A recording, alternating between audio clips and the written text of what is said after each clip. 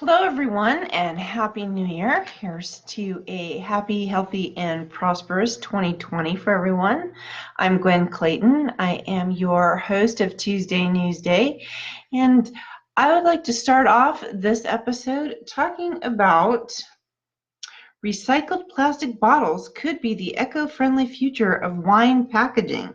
So what do you think? Would you drink wine out of a plastic bottle? Do you think it makes it taste different than a glass bottle? But apparently, according to this article on marthastewart.com, about 60% of the wine industry's contributions to carbon emissions have to do with making and transporting glass bottles. A new design created overseas could be the much-needed innovative push to help you reduce your footprint while enjoying a daily glass of wine. And what's really crazy, I'm going to show you these.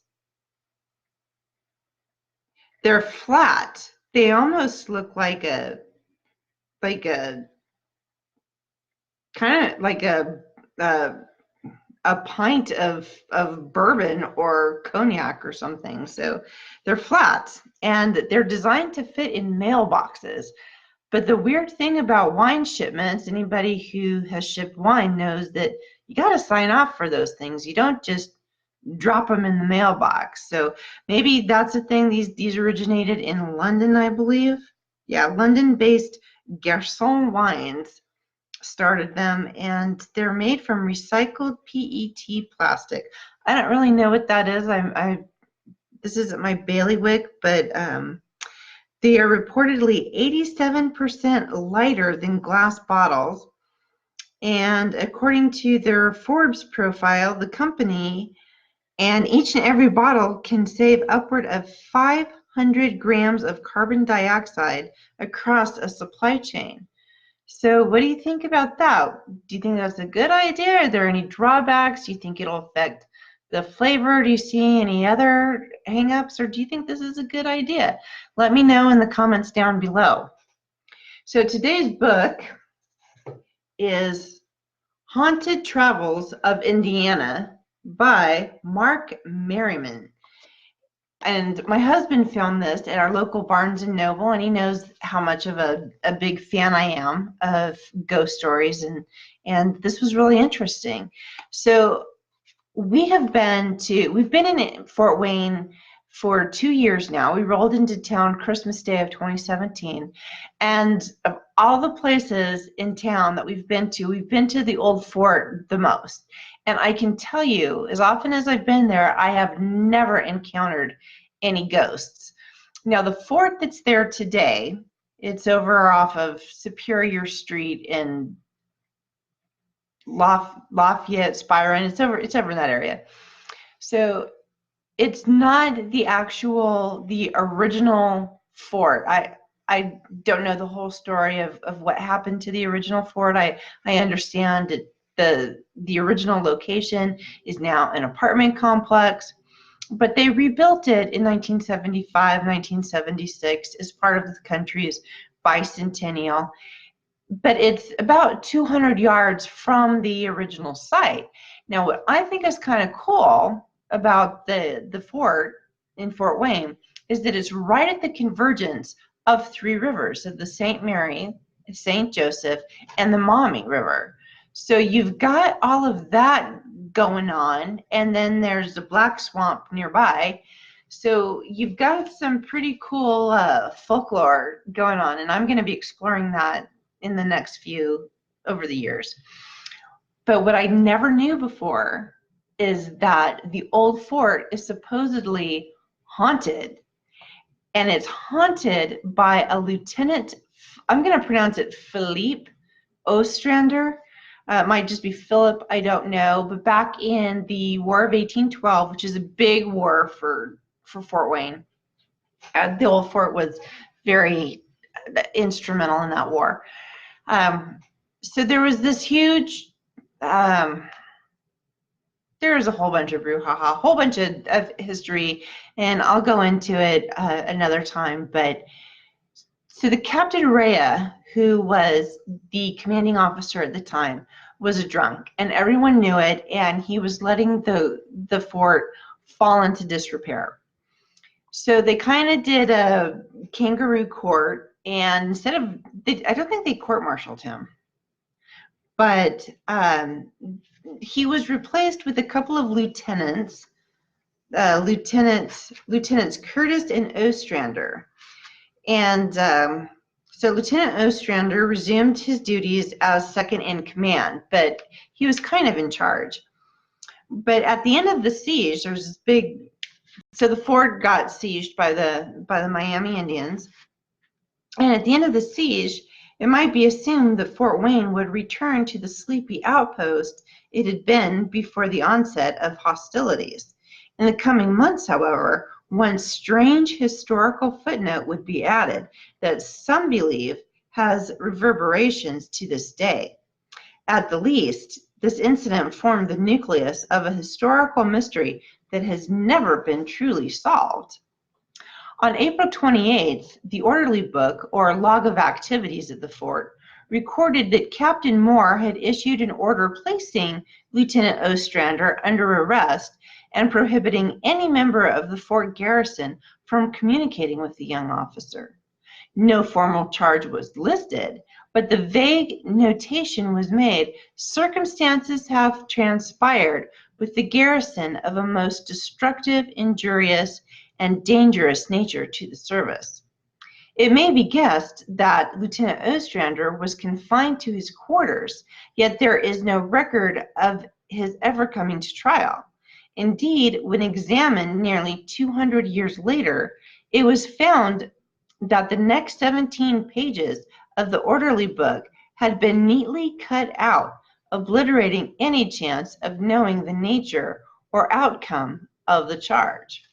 So the story goes on to say that apparently it's this ghost that haunts the upstairs sleeping chamber of the commander's quarters. Now, we've been in the commander's office of the old fort.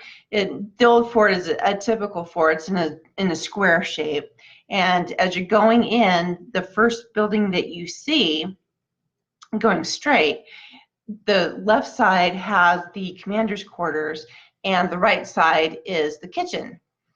So the commander's quarters is always really cool, and I like it. It's got I think all of the rooms have fireplaces in them, but we've never been upstairs. That's mostly for all of the reenactors to go hang out there, and that's where they go. So I've never been there. I don't upstairs, so I don't know if there's any truth to this rumor. I've never seen it. I've been downstairs lots of times. I've been in every single room on the downstairs. I've just never been upstairs. So it would be kind of cool to see one of these days, to see if this Lieutenant Ostrander is there. So that kind of brings up the esoterica portion of tonight's chat. Tart cherry juice is delicious. So, so what exactly is a ghost? And if it's not the original fort, how did Lieutenant Ostrander get upstairs? How does that happen? So I didn't bring the book out. So in another book that it's right in front of me.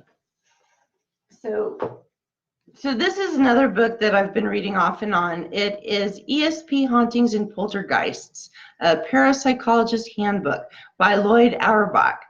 Now, Loyd Auerback is the premier authority in parapsychological research, and I didn't even hear about him until a few months ago, as much as I've been studying ghosts and hauntings and all this other stuff. But I just recently learned about him, and so I bought a couple of his books.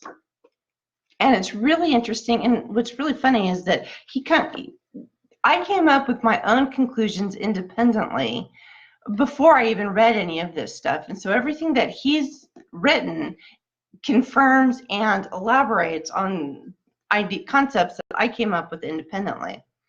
And of course, I didn't mark my page that I wanted to talk about. But So what he's talked about, and he even talked about it on his Facebook page recently, you don't have to have a death in order to be a ghost. There's one of the paranormal investigators that I worked with a couple years ago said that if a place is haunted, if there's been a traumatic death, it's that traumatic death that traps the spirit, and that's what a ghost is.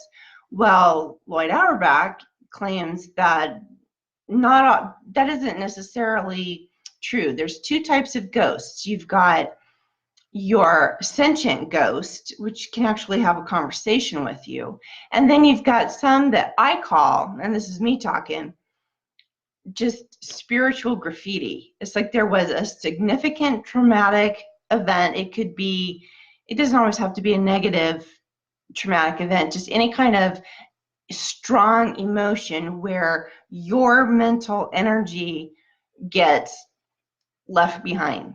And that's what a lot of these hauntings are. So I'm curious if this Lieutenant Ostrander is a sentient ghost, or if that's his, because if he's a sentient ghost, then he can come and go wherever, as long as he pleases, wherever he wants to go, for as long as he pleases. So that's kind of cool. Or it could just be that he left behind some spiritual graffiti, something. So that's something pretty cool. So leave me some comments in the down below of what you think a ghost is, and if you've been to the old fort in Fort Wayne, is it haunted? Have you seen any ghosts there? And I also want to know if you would drink wine out of a flat plastic bottle that came in the mail, especially since we're all into this big climate change discussion. So let me know. And that concludes our Tuesday Newsday for December 31st, 2019, last day of the year. And I hope you all have a very happy 2020. Thank you.